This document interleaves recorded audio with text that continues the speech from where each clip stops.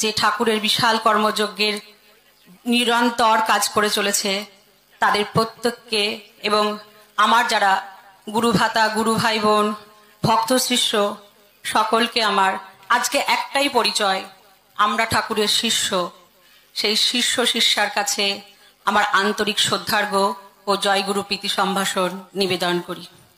প্রথমেই বলি, করোনাকালীন 107তম সার্বভৌম ভক্ত সম্মেলনী, হৃদয় বড় ভারাক্রান্ত, মন বড় ক্লান্ত।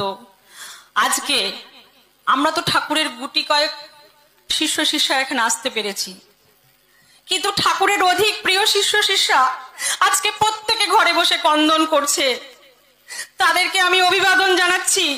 আজকে তারা সেই স্যাক্রিফাইসটা করেছে বলে আজকে ঠাকুরের এই অনুষ্ঠান আমরা সুন্দরভাবে করতে পারছি।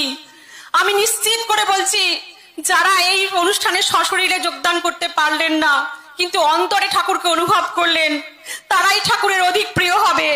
আমরা অধম, আমরা সেই লোভটুকু ছাড়তে পারিনি, আমরা চলে এসেছি ঠাকুরের দরবারে। কিন্তু আপনাদের সহযোগিতার জন্যই আজকে এই পূর্ণাঙ্গ সুন্দর অনুষ্ঠান আমরা করতে পেরেছি। তাদের শ্রীচরণে আমার আরো একবার ভালোবাসা এবং প্রণাম রইল। বলার সময় খুব অল্প, সত্যি সময় তো খুবই অল্প।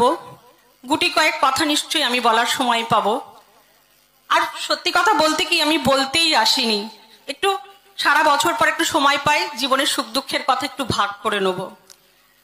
অনেকগুলো চাপ, উদ্বোধনী বক্তব্য।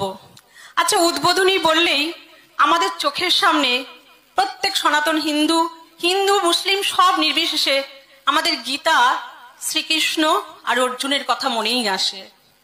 দেখুন, আপনারা অনুভব করুন, আমাদের কিন্তু যুদ্ধ এখনো চলছে, যুদ্ধ শেষ হয়নি। সমস্ত সৈন্যরা দাঁড়িয়ে গেছে দুপাশে, একদিকে কুরু আর একদিকে পাণ্ডব পক্ষ। মাঝখানে অর্জুন বললে, রথটা একটু থামাও, দেখে নি আমি কাদের বিরুদ্ধে যুদ্ধ করব।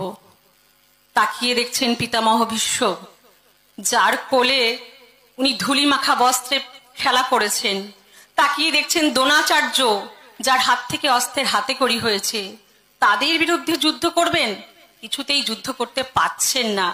আমাদের জীবনে হয় নাকি এরকম? বলা খুবই সহজ, আত্মীয় প্রিয়জনকে পরিত্যাগ করো, জীবনের ভালো লাগাগুলো পরিত্যাগ করো। এই দ্বন্দ্ব ঝড় আমাদের সর্বদাই চলছে, সুতরাং যুদ্ধ চলছে। দেখুন অবস্থা, ভেবে দেখুন। শ্রীকৃষ্ণ, আজকে আমরা ঠাকুরের শিষ্য, ঠাকুর আমাদের